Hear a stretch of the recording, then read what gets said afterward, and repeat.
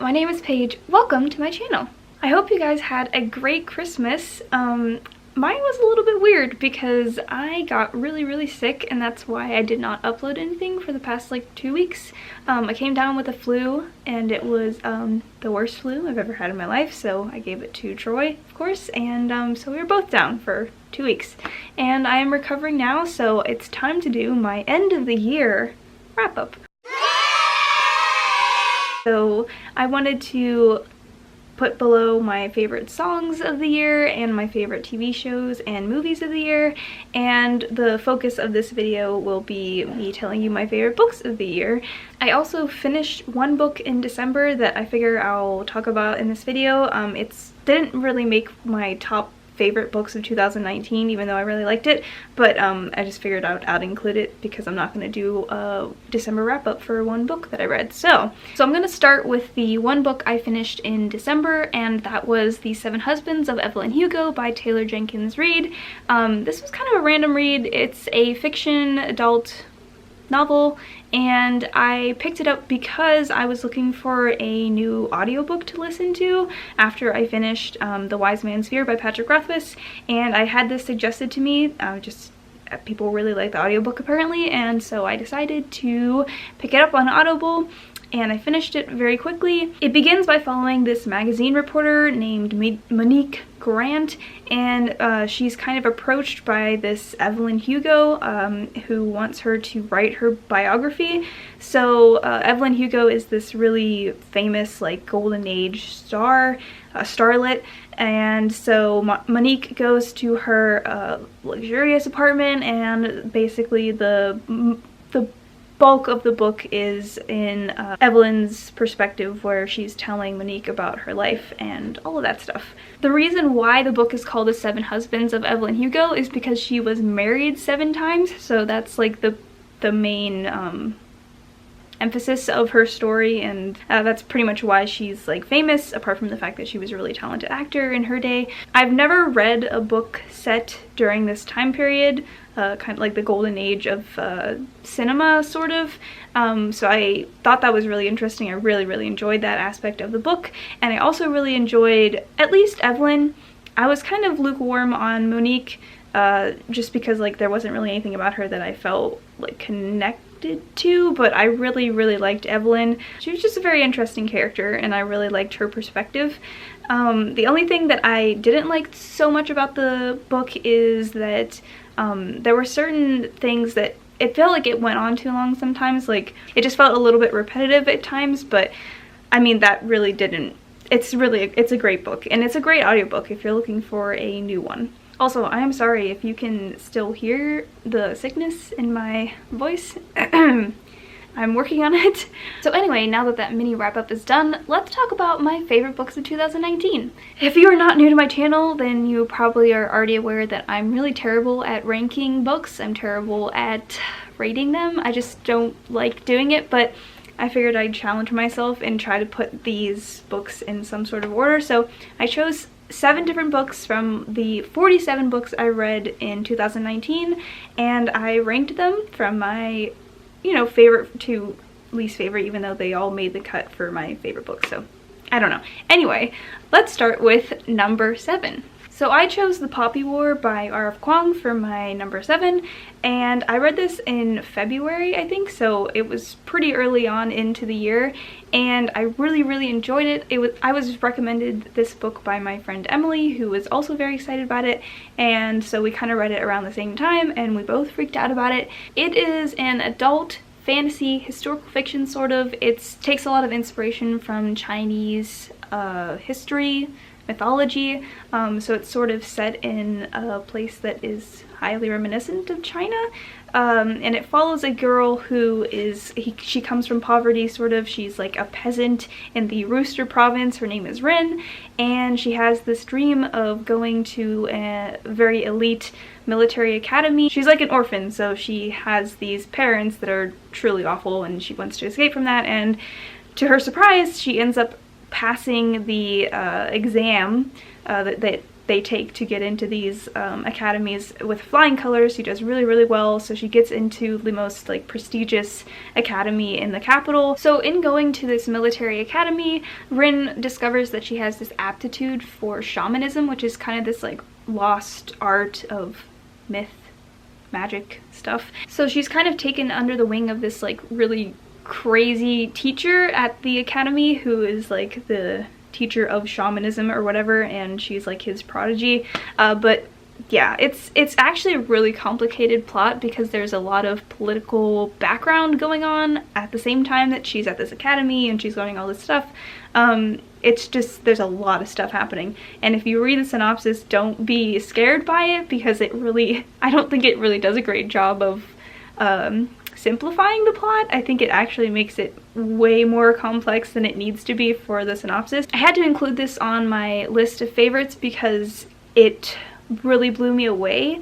It's definitely a very brutal, very adult novel, so I wouldn't recommend reading it unless you are comfortable with gore and violence, because there is a lot of that. I mean, it's basically a story about war, surrounded by war, so that's something to keep in mind, but it's very, very well written, and that's incredibly impressive considering the author is like a graduate student. Like, she's my age, probably a little bit older, and I believe this is her first novel. She came out with a sequel to The Poppy War, which is called The Dragon Republic, and I have yet to read it, but I'm very excited to. Needless to say, I gave this 5 stars on Goodreads. That's why it made my top list for 2019.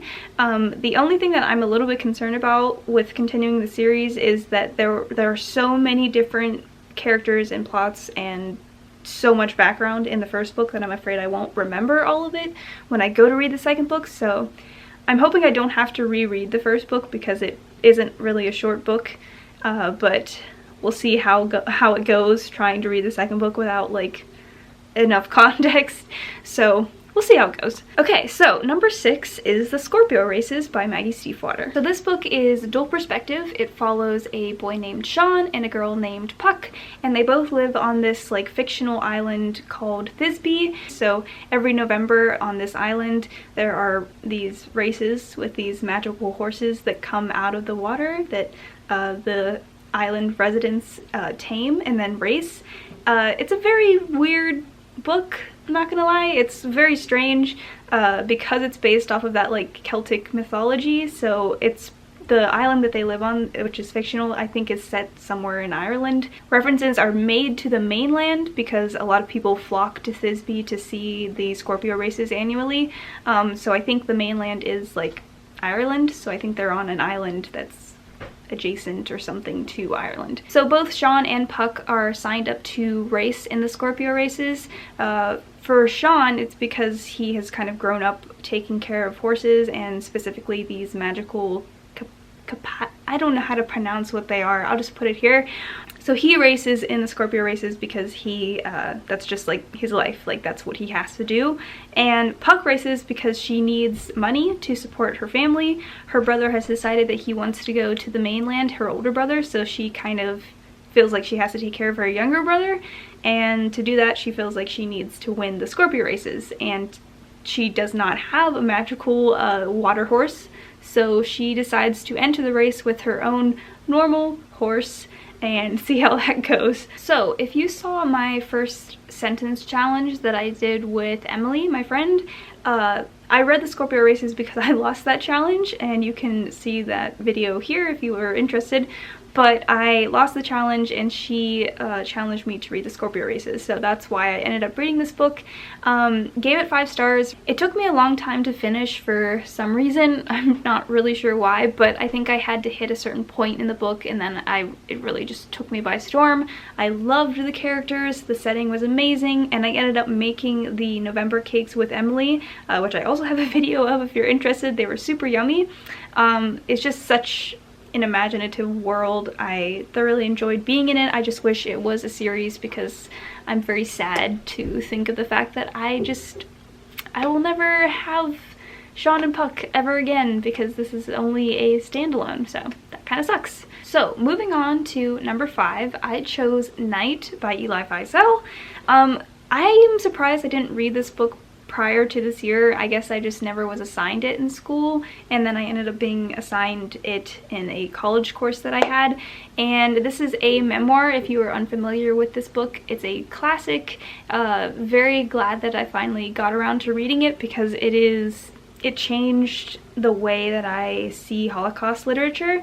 So it follows the protagonist, Elie Wiesel, as a teenager, kind of going through the Holocaust. So it begins with him being taken from his home in Transylvania in 1944. Him, his father, his mother, and his sister?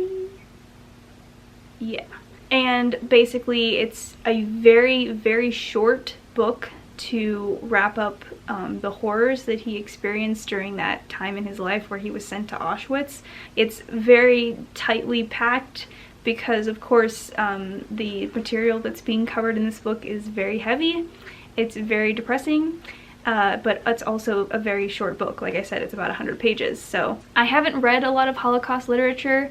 I think the only other one that I can think of that I've read is The Diary of Anne Frank, which is also another memoir, and I would like to read more Holocaust literature, but I just haven't really gotten around to it. But I'm glad that I have covered kind of like the two most well-known, most revered like Holocaust memoirs, because I feel like Elie Wiesel's memoir is also like on par with the Diary of Anne Frank. You know, I think I gave this book 4 stars on Goodreads, which I'm confused about because in my mind it's 5 stars, so I think I have to change that. But yeah, that's why it is number 5 on my 2019 books. So moving on, number 4 is The Bear and the Nightingale by Catherine Arden. This is the first book in the Winter Night series, but this is the only book of the trilogy that I've read so far. And I enjoyed it so much that it made it onto my list. So this is a fantasy, historical fiction sort of fairy tale retelling. So the setting is very much like medieval Russia. I think it actually is technically medieval Russia, and it follows a girl named Vasilissa who comes from this small town that still believes and worships the woodland spirits, like the Russian mythology spirits. And one day her mother dies and her father goes to seek a new wife, and his new wife does not believe in these wood spirits and these like natural spirits of the wood, so she kind of forbids the entire village, including Vasilissa and her father and her siblings, from worshipping them. And of course this does not bode well for the village or the people in it, and really it's just a book about the struggle between like Christian Orthodox sort of and this like paganism, this like classical Russian paganism. And so like everyone's a villain, nobody's a villain. It's a very complicated story because when Vasilissa's new stepmother comes in and stops the worship of these natural spirits, really bad things start to happen, and it's on Vasilissa to like understand what is happening and how she can help and all of that stuff. I like how my synopses always end with all of that stuff. Yeah, I just don't know how to surmise things without spoiling stuff, so that's about all I can say about it. But I really loved this book. I loved the magical, whimsical way that it told Vasilissa's story, and even though I haven't continued on with the trilogy, which is a surprise to me as well, I am very much looking forward to it because I was very excited to see Vasilissa's development as a character, as a woman. It's a very kind of feminist novel in my opinion, because as a woman, Vasilissa is expected to grow into this wife, this mother, and she doesn't really want that. She wants to embrace her own power and her own authority, and so it's just a really nice novel. I really felt like I was in the setting. I really felt connected to the characters, and even the villains were very well done in my opinion. Okay, going on to number 3, and you might be surprised that this isn't like 1 or 2 because I've talked about this series so much this past year, but I chose Nevernight by Jay Kristoff. I'm not really one to separate books in series, so I feel like I'm also including God's Grave. I haven't read Dark Dawn yet. I have it, but haven't read it yet, so I feel like I'm just kind of including God's Grave in this ranking. But basically, if you do not know what Nevernight is, it's an adult high fantasy series. It follows a girl named Mia Corvier, who is the daughter of what was once a very great family, and when she was a child, her father was executed for treason against the, you know, the king or whatever, and so she grows up wanting to take revenge on the people who murdered her father and did all these terrible things to her family. So to do that, she decides that she wants to become an assassin of the Red Church. So the first book is her going to this school, the Red Church, and learning from the different teachers there to wield blades and become better at like espionage, just stuff like that. And it's almost like a Hunger Games situation. She's like competing against these other students in the Red Church to like secure her position as one of the hands, I think they're called. So it's a very brutal and gruesome challenge to beat all of these other people. I mean, if there is one word I would use to describe Nevernight, it would be violent. It's a very, very gruesome novel and just series in general. Mia is the protagonist that I've been waiting for. She is absolutely a bad A. I love her to death, and I am extremely pleased that I've discovered Jay Kristoff this year because I love his writing. He's hilarious, and he has so many footnotes that are totally unnecessary in my opinion. They're just like on every page, and they're like world building background that you really don't need to know, but like he puts it there anyway. I can't wait to read Dark Dawn, but at the same time I'm terrified that Jay Kristoff is going to wreck my entire life, because I'm not sure if it's a spoiler or not. Spoiler. But I'm pretty sure Mia dies in the last book, and the reason why I don't think it's a spoiler is because it's told to you in the first book, I think in like the first chapter, and Jay Kristoff likes to remind us that he did tell us that Mia was gonna die, so I don't know. I'm not really sure if Mia dies in the last book, but I feel like maybe she does, and that's terrifying to me because there's so much left to resolve in the series at large. And I just don't know how he's going to wrap that up in one book. So, not really looking forward to it, to be honest, but I'll get to it soon, probably. Okay, we're almost to the end of this list, and my number 2, and I actually thought this was going to end up as my number 1 for the entire year, but something beat it. My number 2 is The Song of Achilles by Madeline Miller.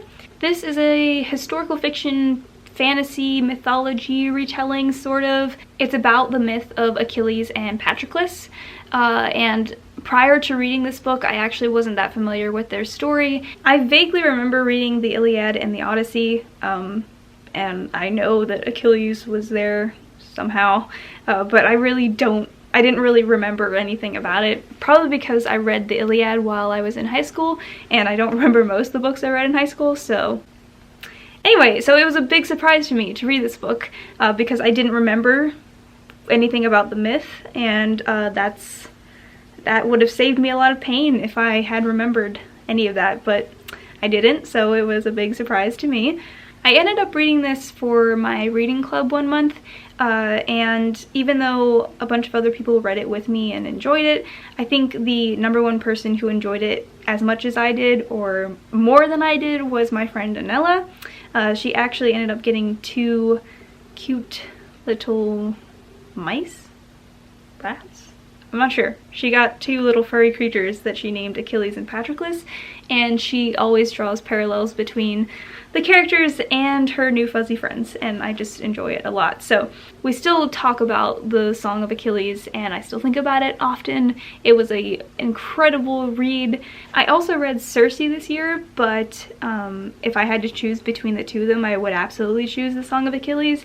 The ending of this book made me want to die. I physically felt like I was dying inside because this book was so good. I just found myself loving both Patroclus and Achilles. A lot of people I've heard don't really like Patroclus's character, either in the myth or in Madeline Miller's retelling of the myth, But personally, I think I liked Patroclus more than I even liked Achilles.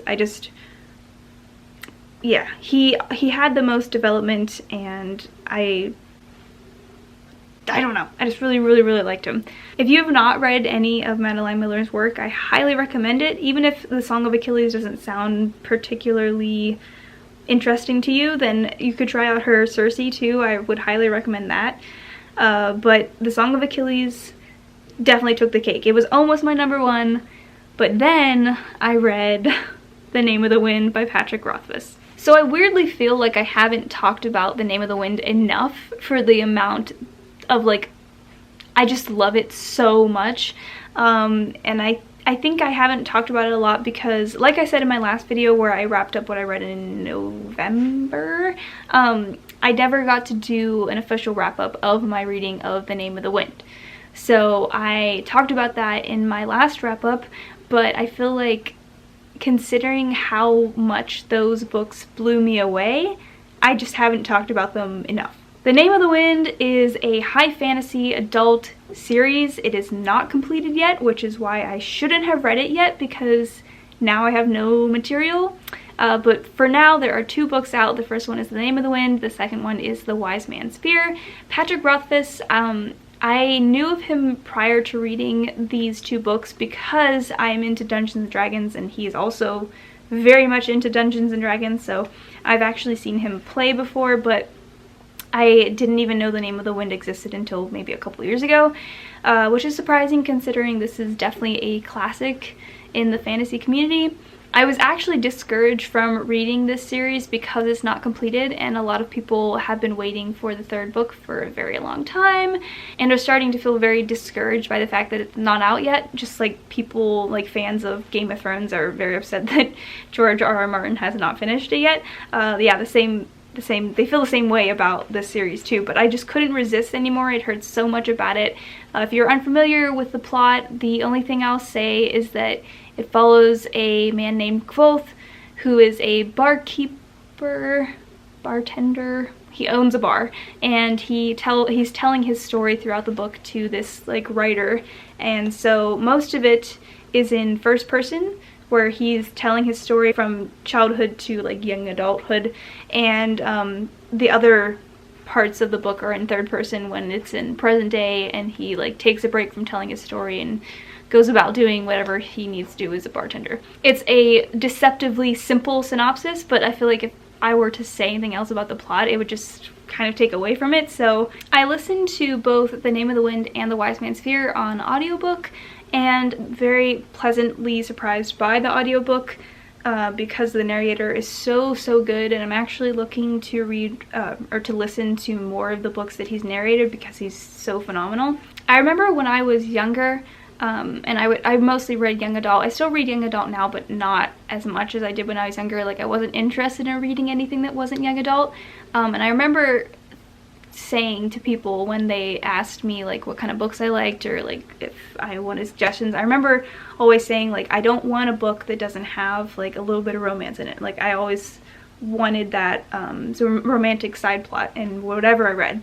And there is sort of a romantic side plot in The Name of the Wind, but I've never loved a book so thoroughly that does not actually focus on romance. And maybe like people would disagree with me, maybe there is more romance in that book than I'm giving it credit for, but I really don't think there is.